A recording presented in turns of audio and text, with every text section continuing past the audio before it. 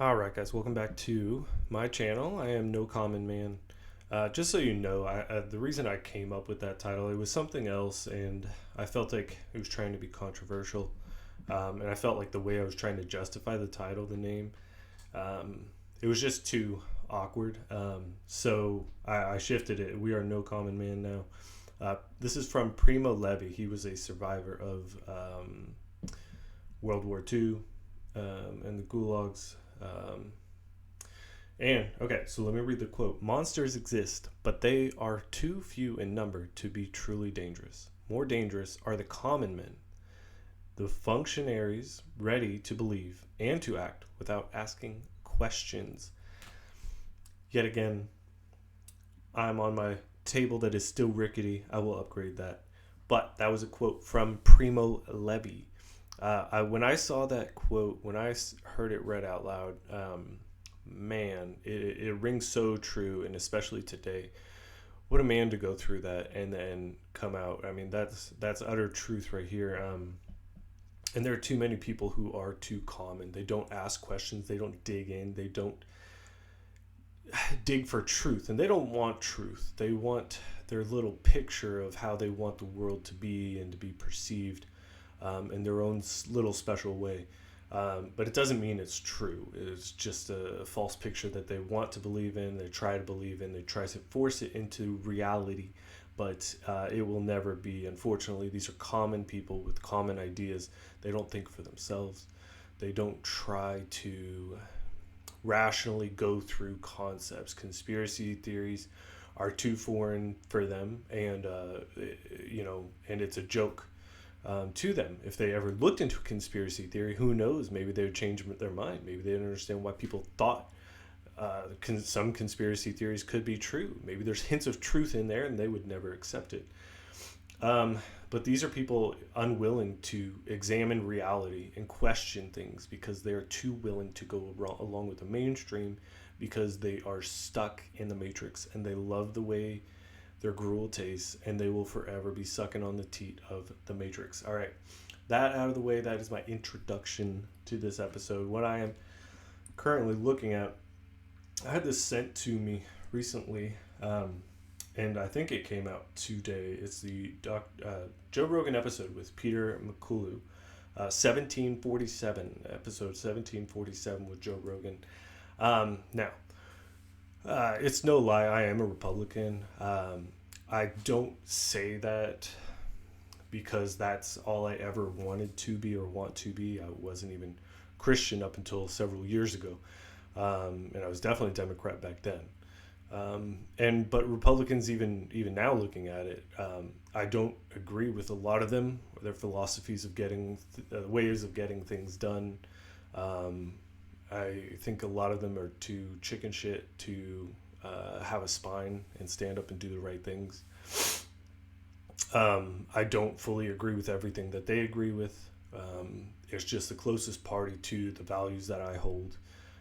If it was more mainstream in the middle, absolutely, I'd be called, whatever you want me to be called. If it felt more of my values, if there was a political position for Christian do things by the Bible, I would be voting for that and not Republicans or Democrats. Okay, so anyway, this doctor comes on. He is a Republican. That's what I'm getting out of the way. Is we can sit here and we can immediately throw up our biases. Oh, Republicans, they only think about certain things in certain ways, and that it's always about right these Republican things. That's not what I'm talking about. That's not what he's talking about in this episode. He's breaking the barriers and just offering the truth, the science, the explanation to everything that's been going on in our lives that has constantly bombarded us for the last 2 years, right? He's trying to tell us the truth of what's going on. He says, these are the things that are happening.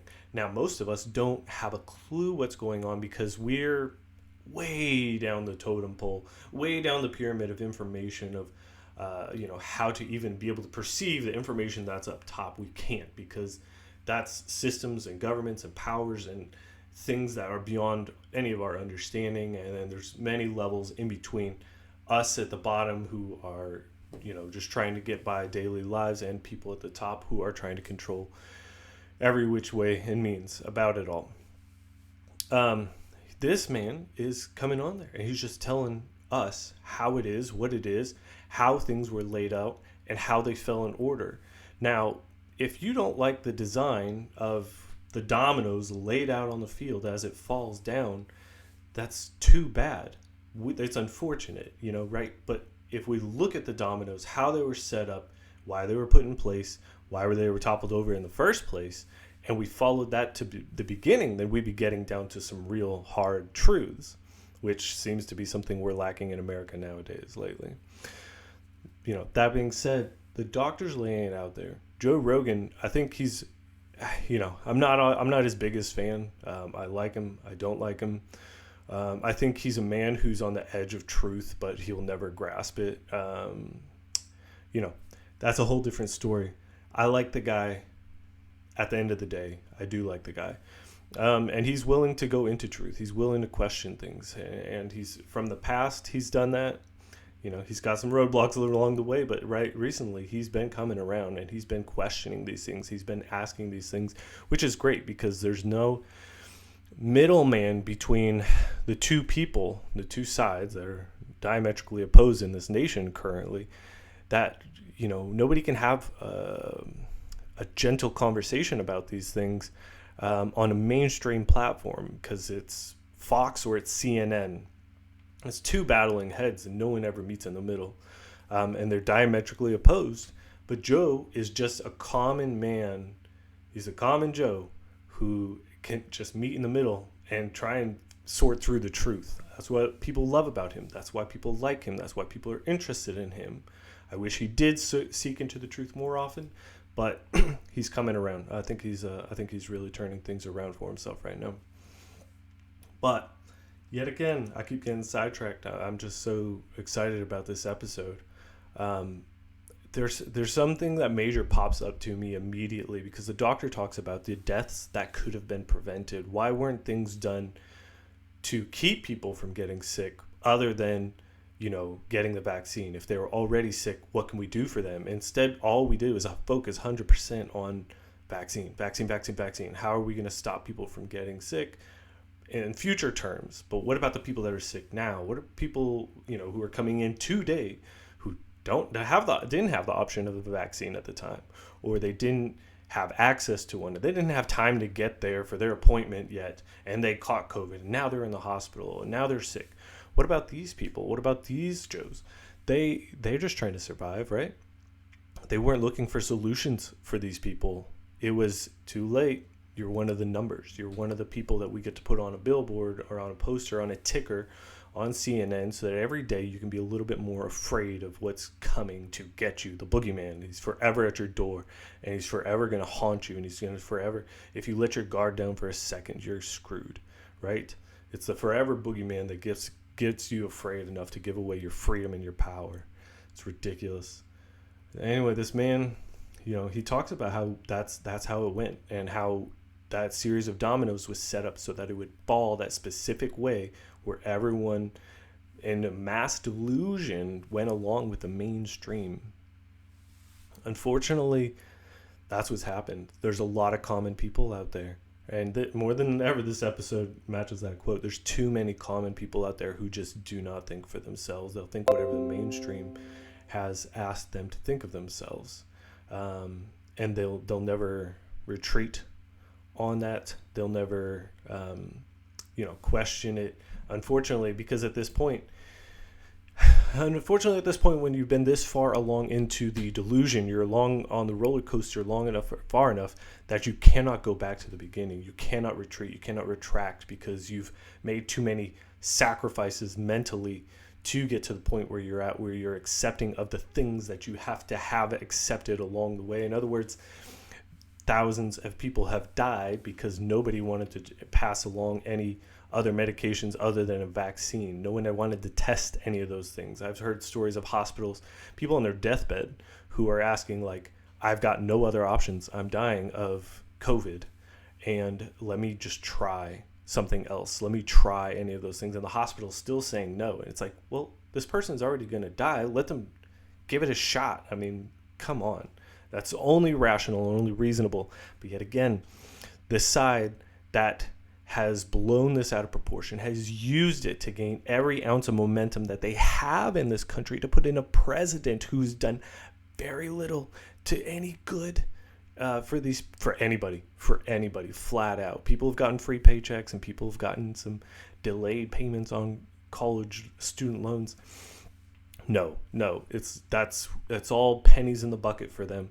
This is all nothing. It's just buying compliance for a short period of time, where eventually, you pay to fatten the cows and the sheep. You pay to fatten them, and you drop more and more in the trough until eventually they're so fed and so happy and so plump, and boom, one day the slaughterhouse comes. It comes knocking really hard and really fast.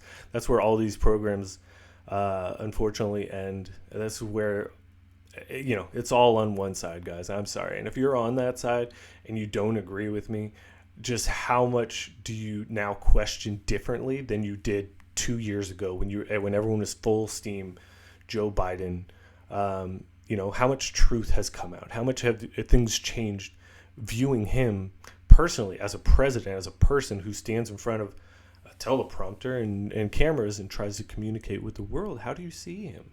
Is he a fully functioning person who's getting everything done at maximum capacity, working 100% of his time, offering multiple solutions and getting us to places where we need to be? Or is it like only posting or like only ever showing the full negatives of things and saying, these are your only options and you're being forced into it? You don't even get to think for yourself. You don't get to make choices or options with any vaccine.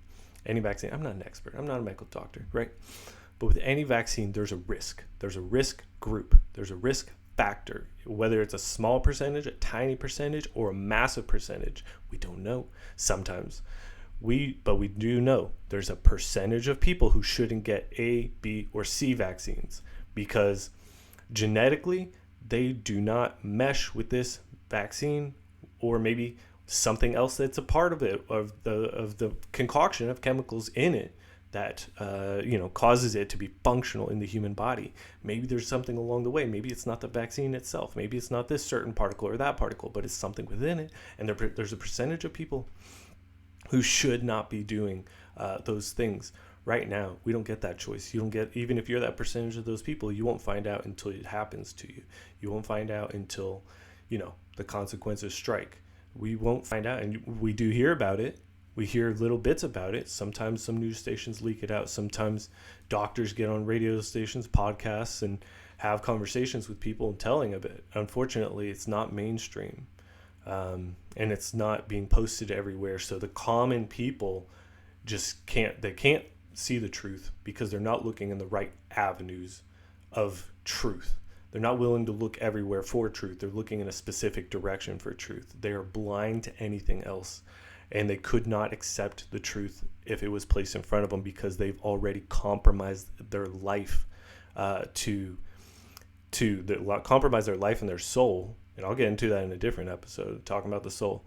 But they compromise their life and their soul to fit into this narrative, into this propaganda, into this corner of existence, and they will never let it go. Unfortunately, some people wake up. Some people will never wake up from the matrix. Some people never want to. You could have a conversation. It can be gentle. It could be kind, peaceful. You could lay out all the truth in the world, but at the end of the day, they go home, they lay in bed, and they twist everything to fit the little narrative, and then that's how they go to sleep. They don't fall asleep immediately like I do. They don't go to sleep and they don't lay their head down and pass out like I do because my soul's at rest. My soul's at peace. No, they sit there and they churn and they churn and they twist and they churn. And then the next day they come back to you and say, yeah, but. And that's all it is, unfortunately. I recommend, if you have not seen this episode, please go watch this episode with Joe Rogan. I don't think he is a Republican. I don't think because he moved to Texas he's a Republican. I don't think because he has Republicans on his show he's a Republican. I think he hates Republicans. And he would love to be on the left. But unfortunately he's too moderate which puts him in the middle, which to the people on the left puts him on the far right extremes. So that's what it is. The poor guy. He's getting eaten alive by his own team, and he can't do anything about it because he can't accept the truth either. But that's it. Like I said, I don't endorse everything Joe Rogan says. I don't like the guy entirely. I respect him for some of the things he does. I think he's on the verge of truth. I think he's on the verge of accepting it. I think he's on the verge of moving forward, but he's not there yet. One day, who knows, maybe he'll make that announcement. But until next time, this is No Common Man, and I will see you again.